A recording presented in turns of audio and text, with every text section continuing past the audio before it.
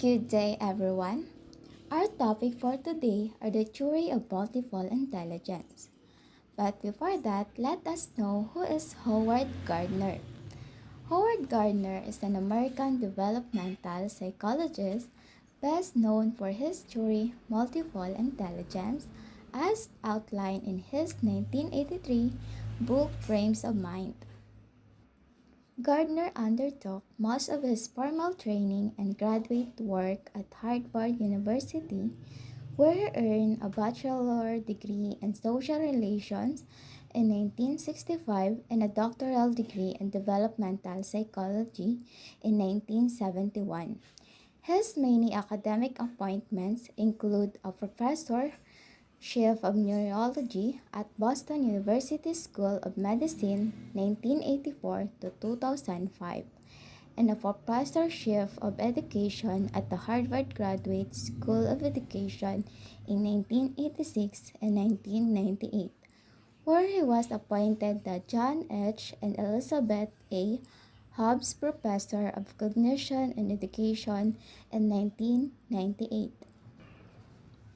In Frames of Mind, Gardner folded earlier unitary models of intellectual ability in which intelligence was typically reported as a single IQ or intelligence quotient score. He detailed instead a more complex paradigm in which human intelligence comprised eight or more relative autonomous intellectual capacities.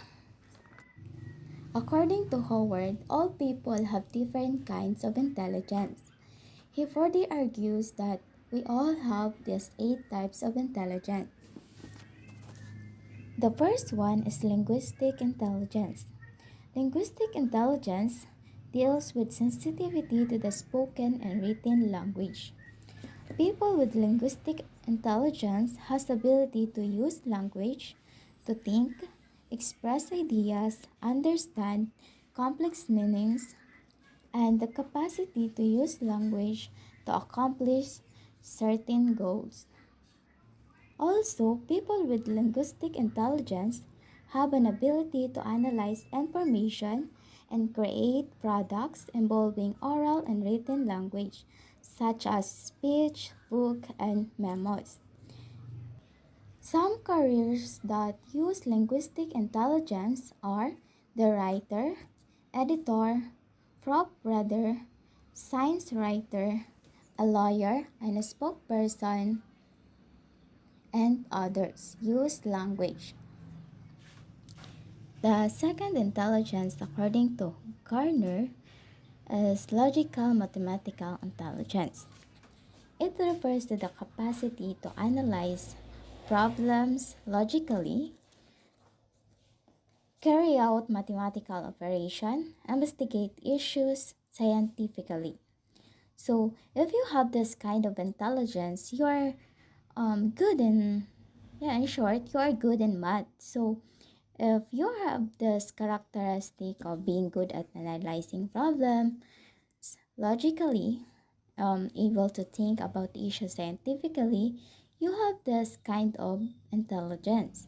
As according to Gardner, with logical mathematical intelligence, people have ability to develop equation and proofs, make calculation, and solve abstract problem. So if you have this kind of intelligence, you can pursue the career like computer programmer, economist, accountant, or an entrepreneur. The third one is spatial intelligence. Spatial intelligence features the potential to recognize and manipulate the patterns of wide space, or people with spatial intelligence have an ability to recognize and manipulate large scale and fine grained spatial image. Where it is useful? This kind of intelligence is useful in many everyday tasks such as navigation.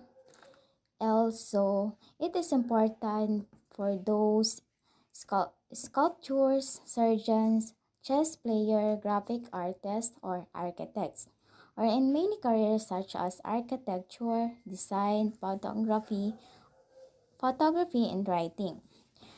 Some example of famous people that have this kind of intelligence is Leonardo da Vinci and Vincent van Gogh. So, what does it involve? People with special intelligence as being able to process information in three dimensions, understand the relation between color, line, shape, space, and being able to appreciate size and direction, also able to recognize, understand the position of objects around you. Number four is bodily kinesthetic intelligence. This intelligence has the potential of using one whole body or parts of the body like hand or the mouth to solve problems or to fashion product. Some characteristics of having this intelligence are have a good hand-eye coordination, balance, and flexibility. Also, they remember things better by doing them and has an advanced fine and gross motor skills. People with bodily kinesthetic intelligence have ability to use one own body to create products, perform skill, or solve problems through mind-body union. Some example of people that have this bodily kinesthetic intelligence are the danceries, the athletes, crafts people, and some people who are skilled at using their bodies to solve problems. And the next is the musical intelligence. So people with this intelligence are the singer or the songwriter because it refers to the skills and the performance, composition, and appreciation of musical pattern. And according to Howard, people with musical intelligence have an ability to recognize and create musical pitch, rhythm, timbre, and tone. Number six is interpersonal intelligence. What is interpersonal intelligence? According to Howard, having this intelligence has the capacity to understand the intention, motivation, and desire of other people. Consequently, to work effectively with others. Example of person that have this interpersonal intelligence are the teachers, actors, social workers, and politician. People with interpersonal intelligence have an ability to recognize and understand other people's mood, desire, and motivation and intention. And the next one is intrapersonal intelligence. So if there has interpersonal intelligence, also according to Howard, girls have intrapersonal intelligence. So what is intelligence to the interpersonal intelligence? According to Howard, people with intrapersonal intelligence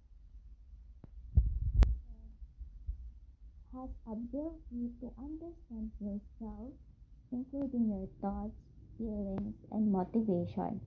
It also involves using this understanding to guide your behavior and decisions. People with high intrapersonal intelligence tend to enjoy spending time alone, reflects on their goals and accomplishment, have a strong sense of identity, purpose, and self-direction, seek to understand their own mistake, tend to express their feelings and thoughts in creative ways. Having this intelligence can help a person to understand which life goals are important and how to achieve them.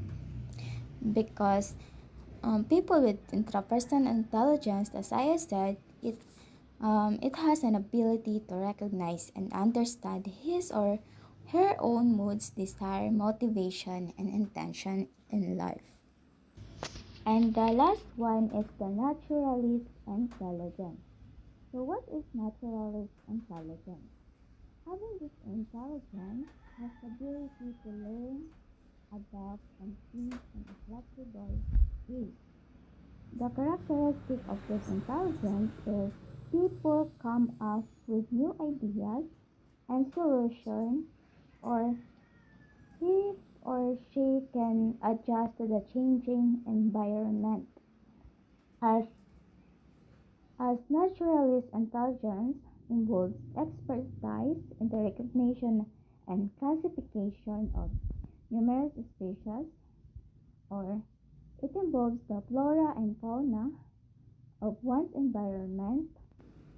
Gardner's theory of multiple intelligence had a significant impact on education, as it suggests that students learn in a different way and teachers should tailor their instruction to address the diverse intelligence of their student.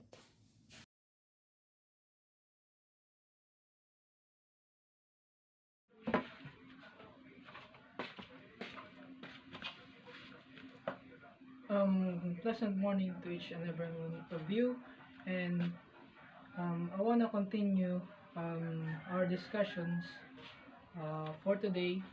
This is contemplate to the previous reporter, and this is the contrast of the topic that the reporter reports to you previously. So my topic for today is all about emotional intelligence and how can we develop it.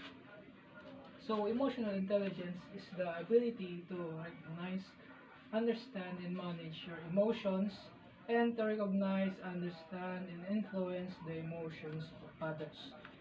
So, emotional intelligence is the ability to identify, comprehend, manage, and handle emotions.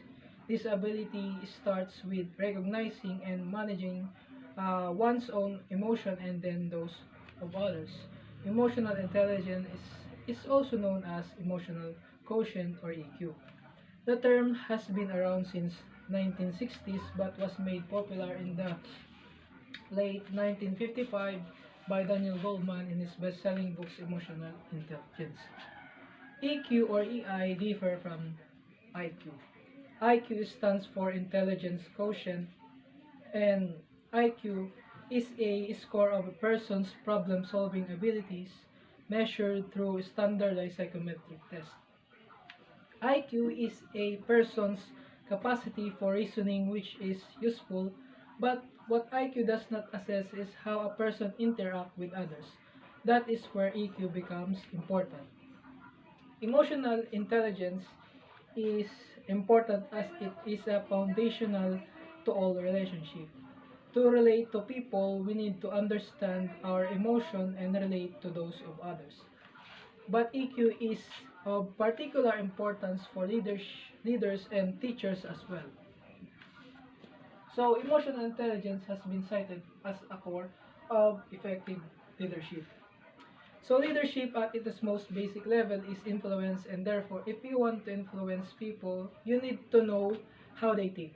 I've learned often that hard way that clear communication is not necessarily effective communications if you do not gauge the emotions of yourself or your audience. Then you are unlikely to get the result that you want to expect. Emotional intelligence gives us the capacity to perceive the emotional content of what the students are communicating and what they need.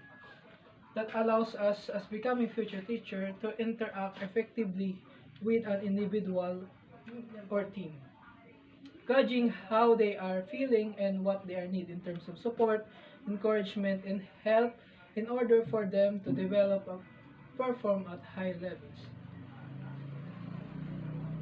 People who are emerge as astounding performers or the best leaders have higher emotional intelligence.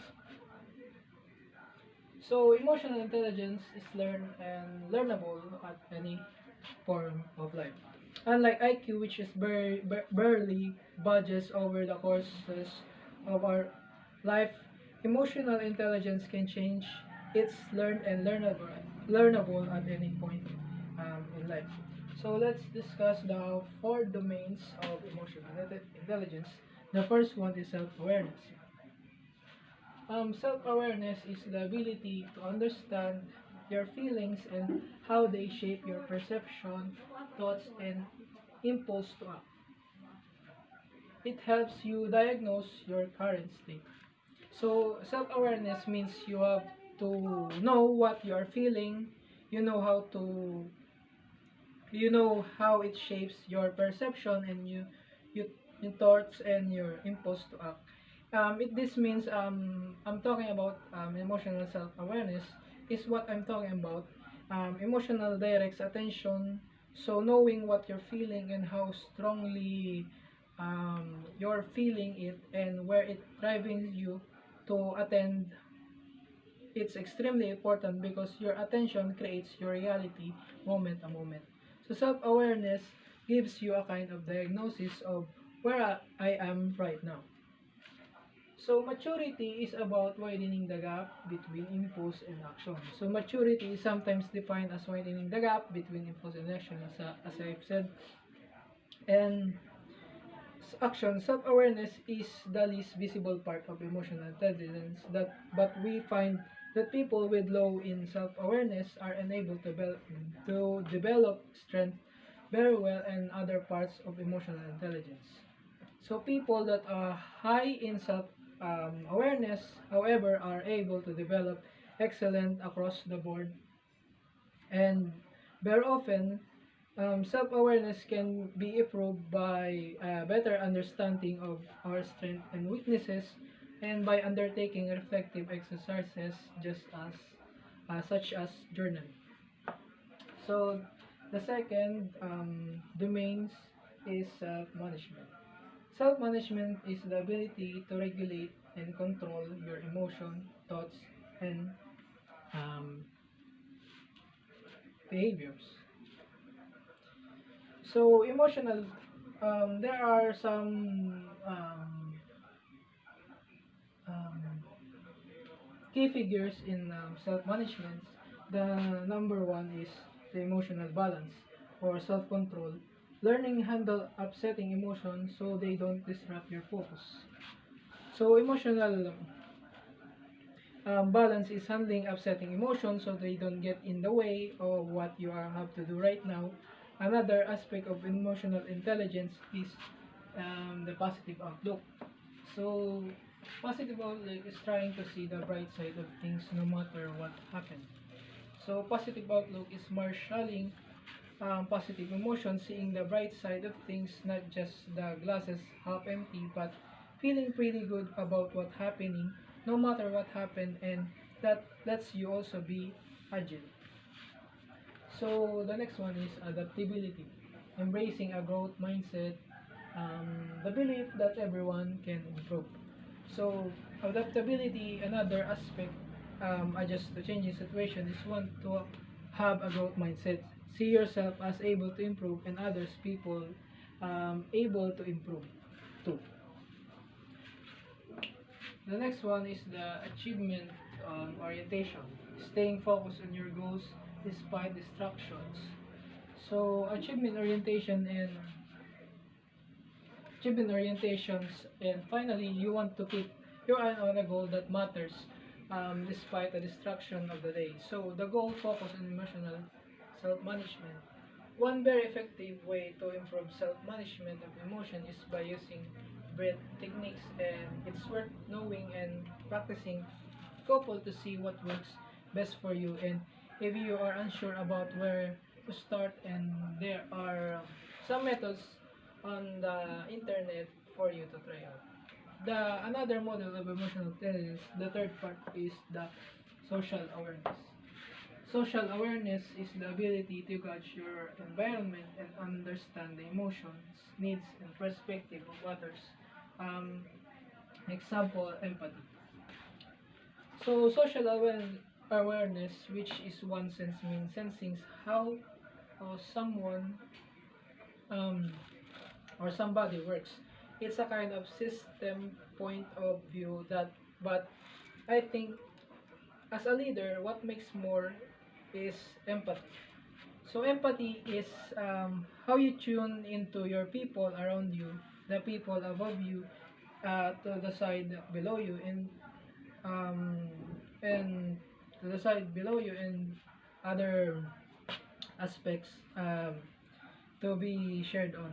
So tuning of empathy has a three parts. One is cognitive empathy.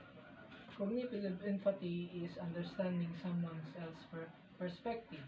You're able to communicate with people in a way they understand. So cognitive empathy, understanding how the person sees the situations, what their perspective. You're able to sense the language or mental models of a person's use as a frame of reality. What language do they use to explain what's going on to themselves? If you have a high cognitive empathy, you can message quite well. You can hit the target with what you say to the person because you know the language that they understand.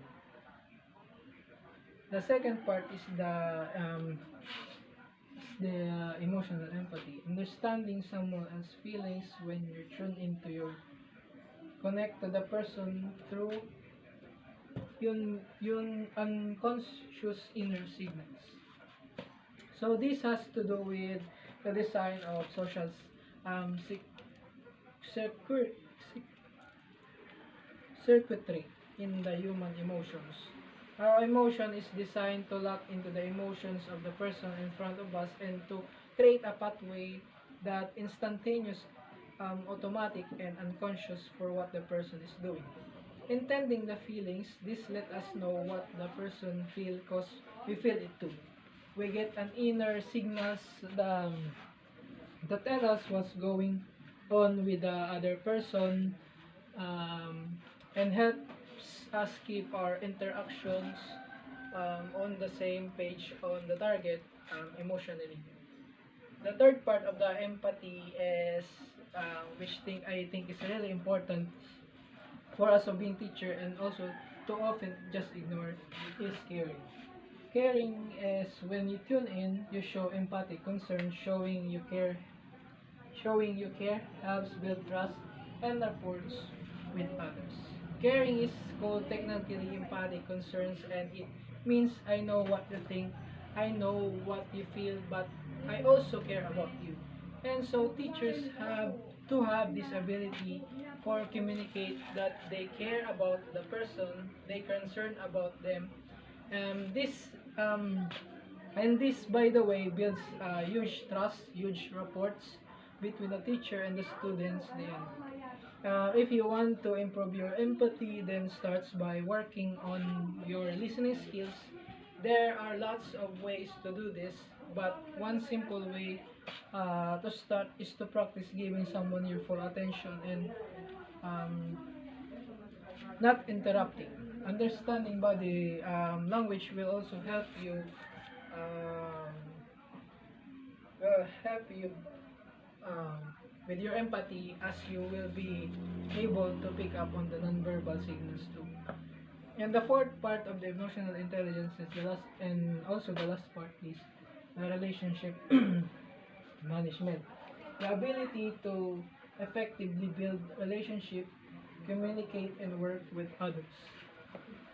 So relationship management is what we see every day and is what teachers display. Can you guide? Can you influence? Can you get work on well through the other people or the students? Can you inspire? Can you get the best out of the students? Because you can particulate meaning here in what we're doing. So can you handle conflicts? Well, can you keep yourself in a calm and listen to both sides and come up with a good enough solutions? And what's sides can accept. So people who are high in emotional intelligence, um, a combination of self-awareness, managing your emotion, um, well self-awareness, empathy, tuning into the others people, and putting that all together, harmony